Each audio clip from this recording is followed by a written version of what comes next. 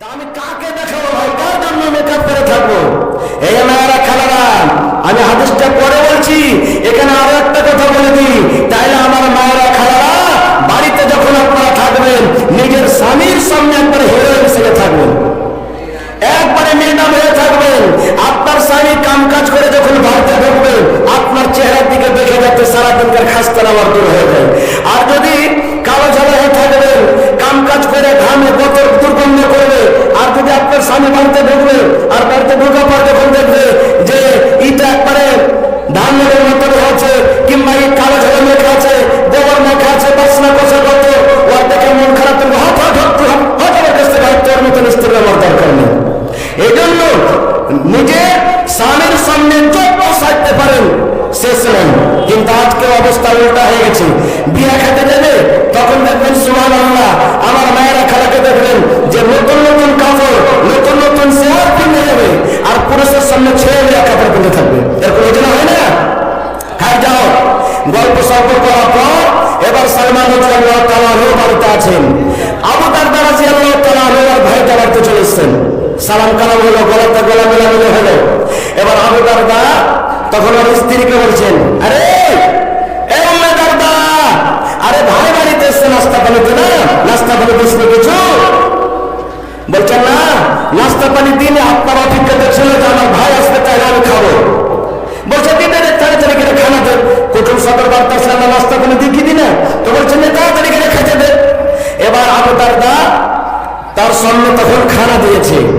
সালমান বলছেন, ভাই আবু দারদা, আমি খাবো না যতক্ষণ তুমি আমার সাথে না বসবে। আবু দারদা তখন বলছেন যে আমি খাবো না, আমি রোজা করে আছি। সালমান বলছেন যে আমিও খাবো না, তাইলে তুমি থাকো, তোমার বাড়িতে এসেছি আর তুমি আমাকে খেতে দেবে, আর তুমি খেবে না? মানে স্ত্রীর মুখ থেকে আর শুনে ফেলেছে সবকিছু। বলছে যে না না, তুমি খাও ভাই সালমান, আমি রোজা করে আছি, খাবো না খাও। এবার যখন কথাটা বলা, সালমান বলছেন, রে আবু দারদা ভাই, আল্লাহর কসম করে বলে, যতক্ষণ পর্যন্ত তুমি আমার সাথে খানা না খাবে, আমি সালমান এক প্রথম পর্যন্ত তোমার বাড়িতে পানি পান করবো না। রোজা ভেঙে দাও, নফল রোজা তুমি করে আছো ভাই, রোজা তুমি ভেঙে দাও, আর এসো তুমি আমার সাথে খানা খাও। কি করবে? আবু দারদা আস্তে আস্তে রোজাটাকে ভেঙে দিলে। এবার দুই ভাই মিলে কি করবে? খানা খেলেন। সন্ধ্যা হলো, মাগরিব পড়লেন, এশারের নামাজ পড়লেন।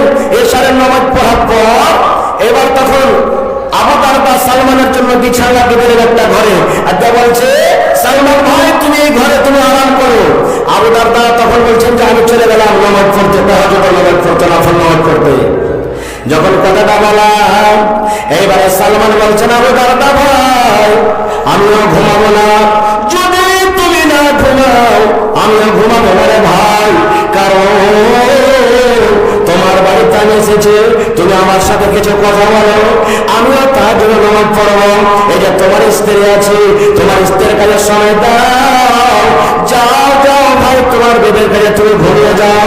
এবার আবু দারদা বলছেন, না রে ভাই সালমান, আমি মসজিদে চলে গেলাম, আমি তাহাজ্জুদের নামাজ পড়বো, আমার নামাজ ছুটে যাবে, আমার নামাজ কাজা হয়ে যাবে। যখন কথাটা বললাম, ওরে সুবহানাল্লাহ, আপনারা জানেন, আমার মায়েরা খালারা জানে, যখন কোনো ছেলে নতুন বিয়ে করায়, যখন বিয়ে করে, আর যখন তাদের প্রথম বাসর ঘর হয়, যখন প্রথম বাসর ঘর হয়, ওই রাতটাতে আমার মায়েরা খালারা ওই নতুন বহুটাকে ধাক্কা দিয়ে ঘরের ভিতরে দিয়ে দেয়, আর তারপরে বাইরে থেকে হয়তো লোক লাগিয়ে দেয়। এই মতো সালমান বলছেন, আমার ভাই আবু দারদাকে আমি ধরে নিলাম, আর ধরে নেওয়ার পর ঘরের দিকে থেকে আমি ধাক্কা দিয়ে দিলাম, আর ধাক্কা দেওয়ার পর আমি বাইরে থেকে আমি কিডনি লাগিয়ে দিলাম। রাত কাটাইছেন, ঠিক রাত 12টা কিংবা 2টা যখন হয়েছে, সালমান তখন ওর বন্ধু ভাইকে আবু দারদা করেছে, আবু দারদা ভাই এখন ওঠো, তাহাজ্জুদের নামাজের টাইম হয়ে গেছে, এখন ওঠো। এবার উঠলেন আবু দারদা, ফরজ গোসল করলেন। গোসল করার পর সুবহানাল্লাহ, এবার তখন সালমান ভাইকে বলছেন, ভাই তুমি সবকিছুর হক মেরে দিতে আল্লাহর হক আদায় করো, এর পরিবর্তে আল্লাহ রাজি হবে না। সব কিছু বলে দিলেন। বলে দেওয়ার পর ফজর আযান হলো। আবু দারদা বলছেন, আমি নবীর পিছনে নমাজ টমাজ পড়ার পর ডাইরেক্ট আমি নবীর কাছে চলে গেলাম। আর যাওয়ার পর আমার সাথে যা যা ঘটনা হয়েছে সব নবীর সামনে আমি বলে দিলাম যে সালমান আমার সাথে কোন কাজ করেছে। এবার সালমান আবু দারদা বলছে, দয়ার নবী আমার কথাটা শুনলেন, আমার কথাটা শোনার পর ওরে সুবহানাল্লাহ, আল্লাহ রাসূল বলছেন সাদাকা সালমান, সাদাকা সালমান, সালমান সত্য বলেছে, সালমান সত্য বলেছে। রাসূল বলছেন আবু দারদা তুমি যদি একমাত্র আল্লাহর ইবাদত করো, নিজের বিবির হককে তুমি মেরে দাও, তোমার সন্তানের হককে মেরে দাও, তোমার মেহমানের হককে মেরে দাও, তুমি রাত জেগে জেগে তাহাজ্জুদের নামাজ পড়বে, বিছানা তুমি ঘুমাতে যাবে না, তোমার স্ত্রীটা যদি আল্লাহর দরবারে শিকায়ত করে দেয়, তোমার চোখ যদি আল্লাহর দরবারে শিকায়ত করে দেয়, তুমি আমাকে দেখার জন্য আরামের জন্য আল্লাহ করেছিল, কিন্তু তোমার বান্দা জীবনে কোনোদিন আমাকে আরাম করতে দেয়নি, সারা জীবন আমাকে দেখে দেখে দিন কাটাচ্ছে। তোমার স্ত্রী যদি আল্লাহর দরবারে শিকায়ত করে দেয়, রব্বুল আলামিন তোমার ওই বান্দার সাথে আমার বিয়ে হয়েছিল, কিন্তু কোনোদিন রাতের বেলাতে আমার কাছে আসেনি, রাতের বেলাতে আমার সাথে বিছানা কাটেনি। আল্লাহ তুমি আর বিচার করে দাও, ফয়সালা করে দাও। আল্লাহ রাসূল বলছেন আবু দারদা তুমি আল্লাহর হক আদায় করতে গিয়ে বিবির হক যদি মেরে দাও, আল্লাহর হক আদায় করতে গিয়ে মেহমানের হক যদি মেরে দাও, আল্লাহর হক আদায় করতে গিয়ে চোখের হক যদি মেরে দাও, আল্লাহর হক আদায় করতে গিয়ে যদি তুমি ছেলেমেয়ের হক মেরে দাও রে, তাহলে শুনে নাও আবু দারদা কাল কিয়ামতের দিন এরকম ইবাদত তোমার আল্লাহর দরবারে কবুল হবে না। এই জন্য সবকিছুরই হক তোমাকে আদায় করতে হবে। কি শুনলাম হাদিস থেকে? এই হাদিস থেকে অনেক কিছু আমরা জানতে পারবো, কিন্তু আমি হাদিসটা এই জন্য বললাম ভাই মুসলমান, আল্লাহর নবী সাল্লাল্লাহু আলাইহি ওয়াসাল্লাম যে তারিকাতে যতটুকু ইবাদত করতে বলেছেন তার থেকে যদি একটু আমরা বাড়িয়ে চড়িয়ে করে দিই, আল্লাহর দরবারে কবুল হবে কি? যারা বলেন কবুল হবে, কবুল হবে না। এবার যদি বলেন মাওলানা যদি আল্লাহ তাবারক ওয়া তাআলা রাসূল যা বলেছেন তার থেকে যদি আমরা একটু বেশি করে দিই, যদি আল্লাহ তাবারক ওয়া তাআলা আল্লাহ রাসূল যা বলেছেন সেটাকে আমরা না মেনে মধ্যে একটু বাড়িয়ে কমিয়ে আমরা করি, তাহলে আমাদের ক্ষতি কি আমাদের দিন কি হতে পারে? আমরা জান্নাত যাব কি জাহান্নাম যাব? এই একটা আয়াত করে গেছে, বলতে গেলে 8 ঘন্টা সময় লাগবে, তবে আমি আয়াতটার দিকে যাব না, একটা হাদিসের তরজমা আপনাদের সামনে করেছি, ওই হাদিসটা আপনাদের সামনে আমি রাখছি। কি আল্লাহ রাসূল আজকে আপনারা যেমন বসে আছেন, সাহাবা কেরামের মাজমুআ, সাহাবা কেরামের দল বসে আছেন, আল্লাহ রাসূল সাহাবীরা বলছেন ও আমার সাহাবীরা শুনো, কুল্লু উম্মতি ইয়াদখুলুনাল জান্নাহ, আমার সমস্ত উম্মত জান্নাতের ভিতরে যাবে, সমস্ত উম্মত আমার জান্নাতের ভিতরে যাবে, সমস্ত উম্মত যত আমার জমির উপর উম্মত রয়েছে সমস্ত জান্নাতে যাবে। তাহলে নবীর উম্মত যারা নামাজ পড়ে ওরা নবীর উম্মত, যারা নামাজ পড়ে না ওরা নবীর উম্মত, যারা রোজা রাখে ওরা নবীর উম্মত, যারা রোজা রাখে না ওরা নবীর উম্মত, যারা দান করে ওরা নবীর উম্মত, যারা দান করে না ওরা নবীর উম্মত, যারা যারা ব্যভিচার করে ওরা নবীর উম্মত, যারা শরাব পান করে ওরা নবীর উম্মত। আল্লাহ রাসূল আমরা বলে দিয়েছেন কুল্লু উম্মতি ইয়াদখুলুনাল জান্নাহ, আমার যত উম্মত রয়েছে সব উম্মত জান্নাতের ভিতরে চলে যাবে। এই হাদিসটাকে শুনে মনটা খুব খুশি হয়ে গেল নাকি? যে হাজী মাওলানা ইয়ার আগে কত জালসাগুলোতে শুনেছি যে মদ পান করলে, আপনার নামাজ ছাড়লে, রোজা ছাড়লে এগুলো কাবিরা গুনাহ, বড় গুনাহ, আর আপনি বলছেন যে এগুলো করার পরও কিয়ামতের দিন জান্নাত পাবে। তাহলে হাদিসের একটা টুকরো হলো, তাহলে এত দান ধ্যান নামাজ রোজা জায়গা জায়গা জালসা চলার দরকার কি? তারপরে রাসূল বলেছেন ইল্লা আবা, এ আমার উম্মত সব আমার উম্মত জান্নাতে যাবে, কিন্তু ইল্লা আবা, যারা আবা ওরা জান্নাতে যাবে না, যারা আবা ওরা জান্নাতে যাবে না। রাসূল খাস করে বলছেন ইল্লা আবা, যারা আবা ওরা জান্নাতে যাবে না রে, জান্নাতে যাবে না। এবার সাহাবা কেরামের দল আল্লাহ রাসূলকে প্রশ্ন করে দিলেন ইয়া রাসূলুল্লাহ, আপনি তো বললেন সব মানুষ জান্নাতের ভিতরে যাবে, কিন্তু যারা আবা এরা জান্নাতে যাবে না। নবী গো আবা কাকে বলে গো নবীজি? আবা কাকে বলেন? আবা কোন প্রকারের মানুষ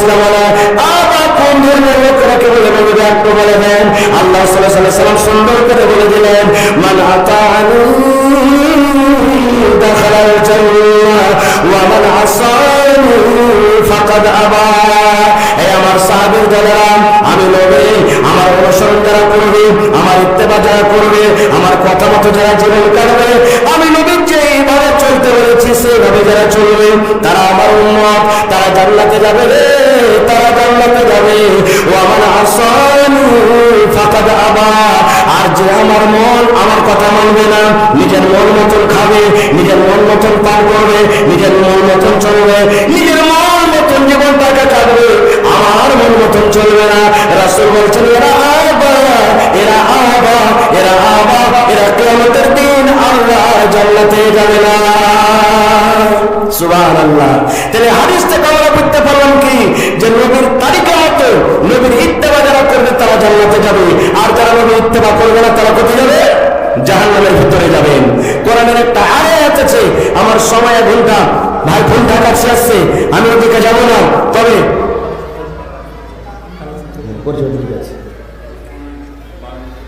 চলবে ভাই আমার সভাপতি সাহেব বলছেন যে 8-10 মিনিট বলেন, তাহলে কোরআন মাজিদের একটা আয়াত আপনাদের সামনে আর বলে দিই।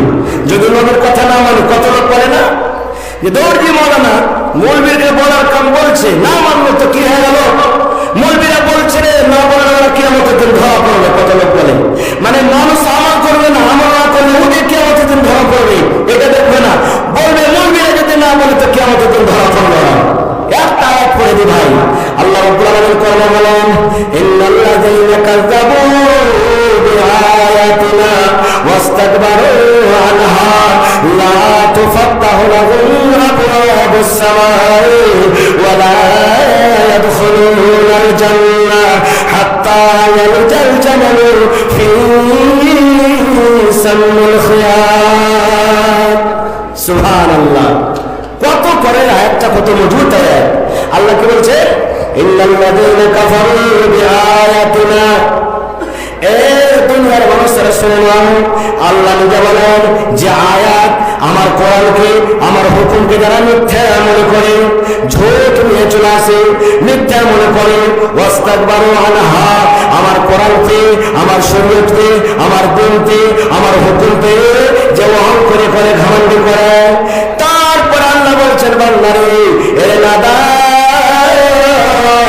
যেদিন তুই মরে যাবে রে বান্দা, যেদিন তোর মত হয়ে যাবে, যেদিন আমার মালাকুল মউত তোর জান কবজ করবে, সেদিন তোর জন্য আসমানের দুয়ার খুলবে না রে, আসমানের দুয়ার খুলবে না, ওয়ালা ইয়াদখুলুনাল জান্নাহ।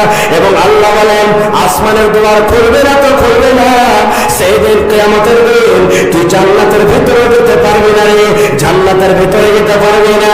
আল্লাহ তখন বলছেন বান্দারে, কিয়ামতের দিন যদি একটা কাজ করতে পারিস রে বান্দা, কিয়ামতের দিন যদি একটা কাজ তোর বাড়াতে হয়ে যায়, আল্লাহ বলেন বান্দারে আমি তোর জন্য জান্নাত খুলে দেব, তুই জান্নাত যেতে পারবি রে বান্দা, যেতে পারবি। কি কাজ? লম্বা হাদিস আছে, মানুষের মত, যারা বদ মানুষ আছে, যারা নেককার আছে, তাদের মত হবে কিভাবে, রূহ কবজ হবে কিভাবে, জান কবজ হবে, পথে জান কবজ, তার রাগ ওদিকে আমি যাব না। যেদিন কিয়ামত হবে, ওই কিয়ামতের দিন দুনিয়াতে যত মানুষ এসেছে সব মানুষ হাজির থাকবে কিয়ামতের মাঠে। নমাজি, বেনমাজি, রোজাদার, বেরোজাদার সব জমা থাকবে। এবার আল্লাহ তাবারক ওয়া তাআলা সব মানুষকে খোঁজ করবেন, আয় বান্দা জান্নাত লিবি রে বান্দা। আল্লাহ জিজ্ঞাসা করবেন, বান্দা জান্নাতে যাবি? আজকে যদি আমি বলি কত লোক জান্নাত চান, হাত তোলেন তো। কতটি লোক জান্নাত যেতে চান, হাত তোলেন, হাত তোলেন। কখন আল্লাহ হাত কবল করবে আল্লাহ জানেন। আমরা সবাই জেনে জান্নাত যেতে চাই, বলে ইনশাআল্লাহ হাত তুলে বলেন, জোরে বলেন ইনশাআল্লাহ। আল্লাহকে দোয়া করছে, আল্লাহ এই মজলিসে নর নারী ছোট বড় যত আছে আল্লাহ তুমি আমাদেরকে জান্নাতুল ফিরদৌসে জায়গা দাও, আল্লাহুম্মা আমিন। আল্লাহ কিয়ামতের দিন বলবেন, বান্দা রে জান্নাত যাবি রে বান্দা? সব বলবে আল্লাহ হ্যাঁ যাব। এবার আল্লাহ তাবারক ওয়া তাআলা সমস্ত বান্দারাকে কিয়ামতের দিন বলবেন, এরে আমার বান্দা শুনে নাও, এ আমেনা শুনে নাও, এ জাহেদা শুনে নাও, আব্দুল জব্বার শুনে নাও, আব্দুল গাফফার শুনে নাও, জান্নাত তোমাকে দিয়ে দেব রে বান্দা, যে জীবনে যদি চুরি করেছিস আমি আল্লাহ মাফ করে দেবো, মদ পান করেছিস মাফ করে দেবো, জেনা করেছিস মাফ করে দেবো, রোজা রাখিসনি মাফ করে দেবো, দান করিসনি মাফ করে দেবো। জীবনের সমস্ত পাপ গুনাহ করেছ রে বান্দা, আমি আল্লাহ সব মাফ করে দেবো। কিন্তু বান্দা রে, একটা তোমরা যদি কাজ করতে পারো, একটা যদি কাজ করতে পারো রে বান্দা, ওই কাজের বিনিময়ে আমি আল্লাহ তোমাদের জীবনের গুনাহকে মাফ করে আমি জান্নাতে দিয়ে দেবো। মাত্র একটা কাজ। মানুষরা বলবে কিয়ামতের দিন, আল্লাহ একটাই তো কাজ করতে হবে আল্লাহ জি, আল্লাহ তাড়াতাড়ি করে বলো কি কাজটা করতে হবে, কাজটা করে আমরা জান্নাত চলে যাব। আল্লাহ আবার বলবেন, বান্দা কাজটা করতে পারবে তোমাদেরকে জান্নাত দিয়ে দিব। সব লোক বলবেন, জি আল্লাহ কাজ করে নেব, আমরা জান্নাত চলে যাব। সুবহানাল্লাহ।